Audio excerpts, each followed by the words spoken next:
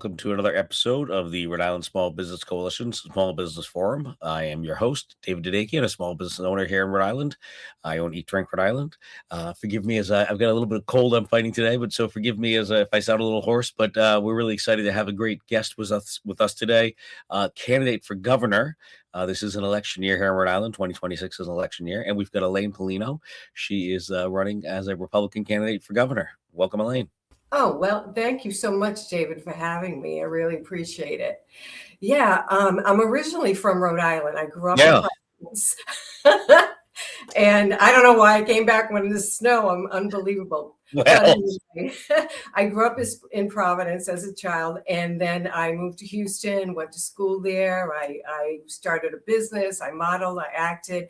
Then I left for Los Angeles, and I started, an acting career out there. But acting wasn't, it's not an everyday job. So basically I got into business, worked my way up the ladder until I was actually like new business development manager and marketing manager from some startup companies. And then also I worked for some really great corporations like Cantor Fitzgerald, Gruntle and Company.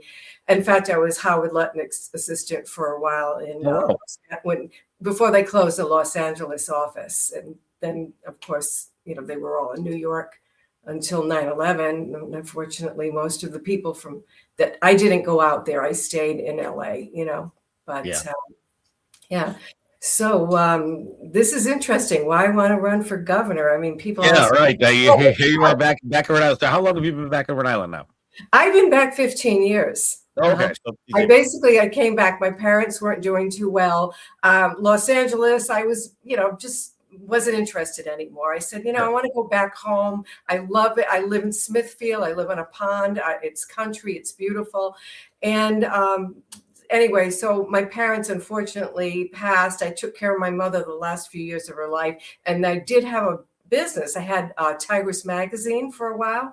And it was one of those free magazines that you get all over Rhode Island. Sure. And I shut it down right before my mother was terminal. And then I was going to start it back up. But honestly, the way the economy is, I just didn't want to. I said, you know what? I'll just be semi-retired. I'm a landlord, a small landlord. So I'll just collect my rents and just go about my life, have a quiet life. And then Joe Biden got elected. Oh, my God. Everything went south. I mean, my bills doubled. Everything doubled. And that's, I was going to leave Rhode Island. And then I thought, you know what? I can do something. I've been in business. I'm a public speaker. I did stand-up comedy. So if I can do that, I can deal with the General Assembly, right? You can handle being heckled, yeah. Yeah. Oh, boy, they're going to love me for that. But anyway, so a friend of mine, we're sitting at a restaurant one day and we were eating at the bar, and Gina comes on the radio, Gina Raimondo, the TV, and says, I'm thinking I'm going to run for governor again. This is after Trump won. And I said, oh, I'll run before I ever let her get back in. And then my friends held me to it. So that's how I started, getting interested in this. Mm-hmm. Wow. It's certainly an interesting path. It certainly sounds like you have a lot of small business experience, which is fantastic. Yes. Sounds like you've certainly the ins and outs of being an entrepreneur. I know the publishing world is not an easy one, so that's an interesting path to have taken too. Tell us a little bit about your small business experience. What sort of? We all have many hats when we run a small business. So what did you sort of focus on? Well, of course, just to start it up, with or without capital. Like with Tigress, I didn't have any capital. I just had a friend of mine said, look, we want to start a woman's magazine. Would you be interested? Because he had a real estate magazine. I said, sure, I'll do it. Of course, I never did a magazine before. So I just went out and I had this beautiful roommate. And I said, look, I'm going to get a photographer. We're going to go downtown. We're going to take some great photos of you. And I blew it up and I made the logo, everything, Tigress magazine. And I went all over Rhode Island to all the little mom and pop shops, restaurants, anywhere that I could get an ad. And when I probably wasn't the right thing to do at the time, but anyway, that was my capital. And then I started the corporation, well, LLC corporation. Yep. And, that was how I did it. And that's how I did a movie too. I told people I'm doing this movie, got everybody on board in Los Angeles.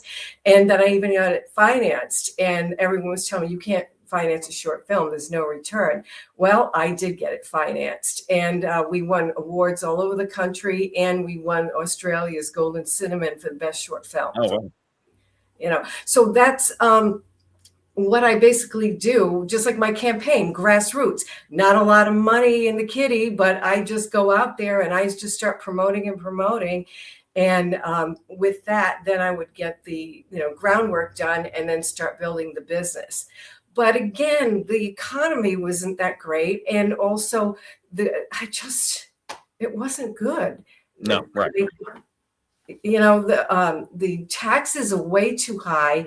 With my business, I really didn't have workman's comp or anything because I was the only employee. But I have friends that had businesses. One friend had a bakery for like 60 years, a big commercial bakery. And between the workman's comp, the insurance, the utilities, the prices of everything going up, plus the health department inspecting them every 5 minutes for every little thing, just again, frivolous rules and regulations have been killing small business.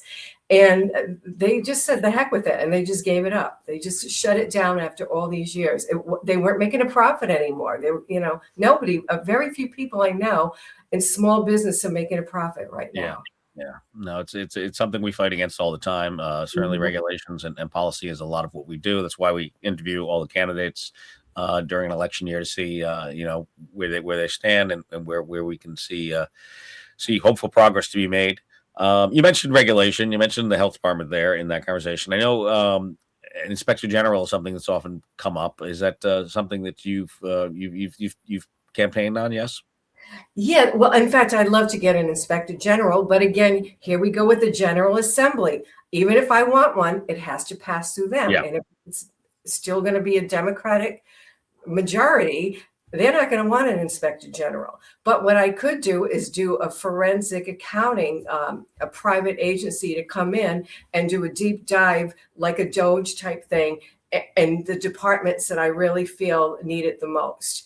Because again, with small business, you're not just talking about the SBA and all that to get a business started or to keep it running. You have your health department, you have your insurance department, you have, just the rules and regulations department is enough to drive anybody out of business.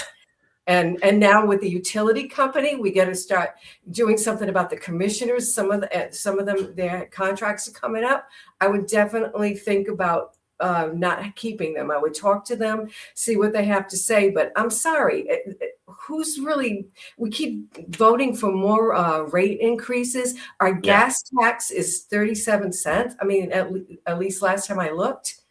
That's crazy that they're adding. The utilities issue has certainly been one that a lot of our members have. In fact, it's probably our top 3 issue for all our members right now. We have our winter polling is out, and utilities definitely came in very high as an issue that is affecting a lot of small businesses. You can't function without them, obviously, and the costs are just through the roof. Yeah. Well, that's it. Everything's eating into your profits. You have to make so much to keep going, or just to have the reason to keep going.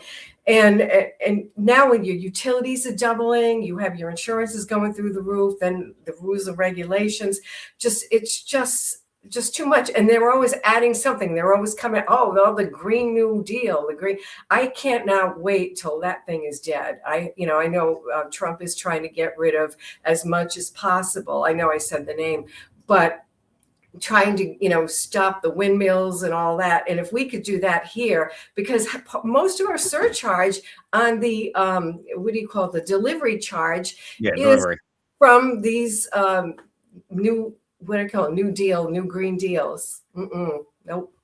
I don't believe in it. No, it's about is fake. Go sit outside. It is fake. So you talk about, stimulating our economy here and growing it and things of that nature. How do you feel about new business and cultivating that and bringing that here? Well, see, that's the part I would love. I would love to have it, the state maybe do something with our taxes, get them down, make it an affordable place and an interesting place for people to come for new business. We have the most beautiful state in the country. I mean, it's small, easy to get around. We have, other than the snow, you have the beautiful beaches, you have it, mountains, everything we need is close by in Rhode Island. You're close to Boston, not that far from New York. It's a lovely place to be. But if I can go out and promote Rhode Island and make it not the worst state in the country to do business in, if we can get rid of that label and we can start making it more business friendly, people would love to come here. It's a beautiful place. Yeah, And absolutely. All of us there know that. Yeah. Yeah, and we improve our schools, getting back, everybody back to the regular basic teachings, and start opening more, trade schools, and also teaching more trades in school, and make it an environment that people want to live. Safety, good schools, low taxes, utilities that you can afford, and like I said, it's a beautiful place to live. The houses, it's easy to find housing. Everything's so close by. I don't know. I just think it would be a perfect environment to bring people in. And I don't understand how they haven't been doing that all this time. It's like they discourage it. Well, like you said, we are usually ranked in the bottom, if not last, then in the last 5 of states for business in those annual polls. Yeah, it's a problem. And the snow will pass. You can tell a lot of fans. There's a lot of it out there, but it'll pass. No, it's almost gone. Hey, we haven't. It's going to be in the 50s and 60s the next couple of weeks, I saw. Right. Exactly. And then we'll all be complaining about the heat this summer. Oh yeah, I don't want to hear that from anyone. Let me talk a little bit about because there's a lot of aspects of small business, and one of the aspects that affects a lot of people. We talked about utilities, infrastructure is equally as important to a lot of small businesses. We just talked about the snow, and unfortunately, the parking issues in Providence and around the state, not just Providence. I don't want to just pick on one part of the state, but definitely difficult to get to some small businesses because of snow clearing. And we've had issues with our DOT, that's slowly changing as time goes on. Where do you see infrastructure falling into for your opinion, and into what you would want to do as a governor? Well, again, let's bring that back up. The Inspector General, the forensic accounting, that probably will be the first department that I would have them go through. And because, again, how much money have we spent on bridges and infrastructure? And then when it comes time for snow removal, they're strapped. They have no money. They don't have sand. They don't have the right equipment. They don't prepare. You know what I mean? There's not enough plows.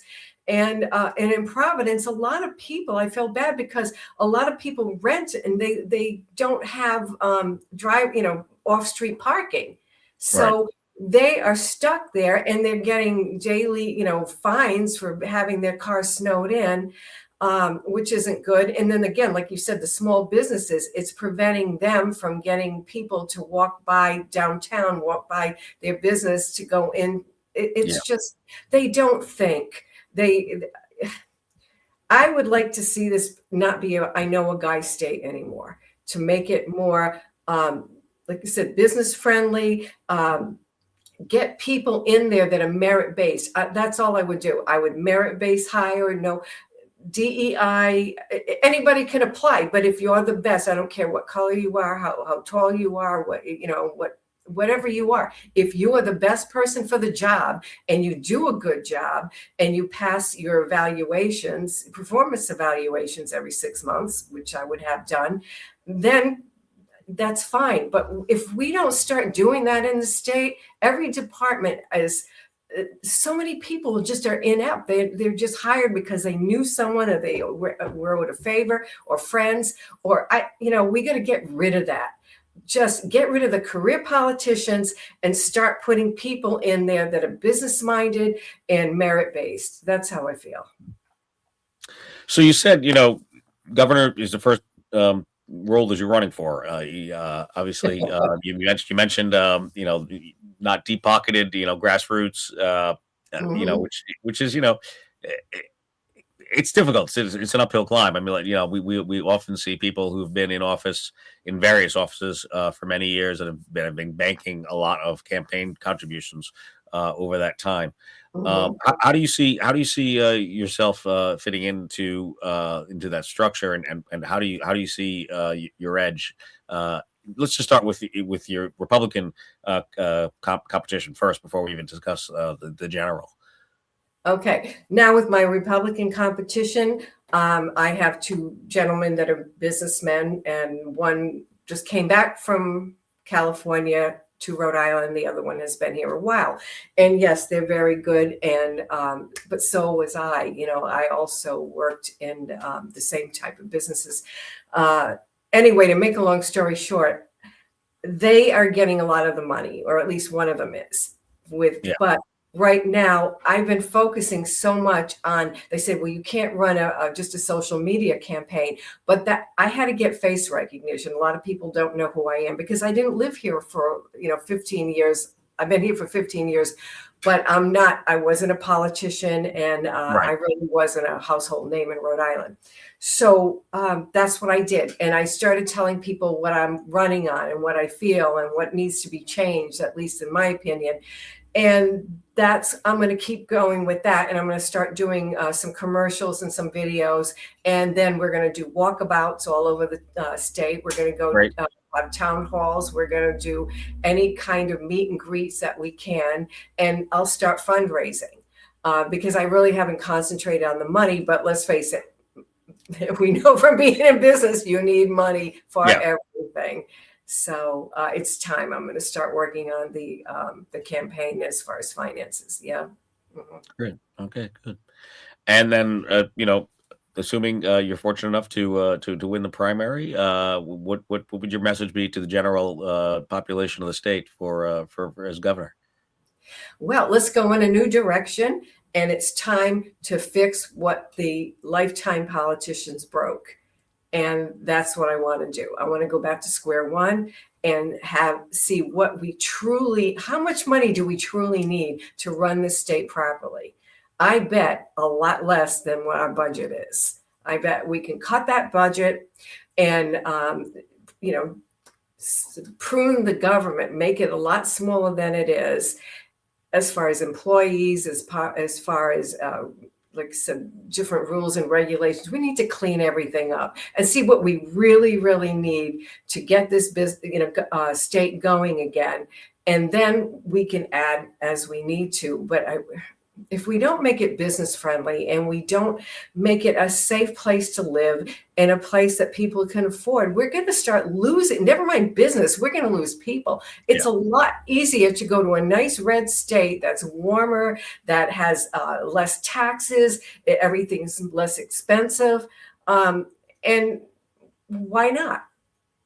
I thought of that too. I said, I was going to go to Florida or Texas. I just, thought, why am I here? But I love Rhode Island and I love Smithfield. I love where I live. It's so nice. I mean, I go to the dog park all the time with my dog. Everything's convenient. It's just, like I said, it's so homey and wonderful Yeah. and pretty. And I want everybody to have that and not leave. I want them to stay and be happy and be proud of their state and feel safe. Look, as I when the bridge, they were talking about the bridge crumbling on 195, but then they were talking about the Mount Hope Bridge and everything else. So I ordered online one of those tools that cuts your seatbelt and has a little hammer on it, because I'm Oh, yeah. always going over so many bridges all the time when I'm working. And I started laughing. I said, I'm going to start handing those out to whenever I do. Put a That little would make it an interesting campaign. yeah, my campaign promise. In the meantime, until I get in and I can fix the bridge, have the bridge fixed, here's a little something that could help you. That would be Just, interesting.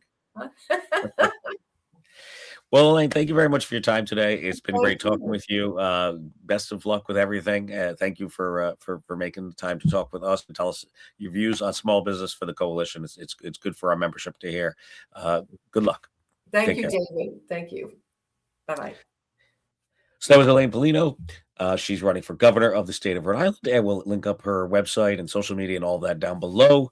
As always, thank you for watching or listening to the podcast. I appreciate your attention. Please let us know if you have any thoughts on the election coming up, and we'll talk to you soon. Take care.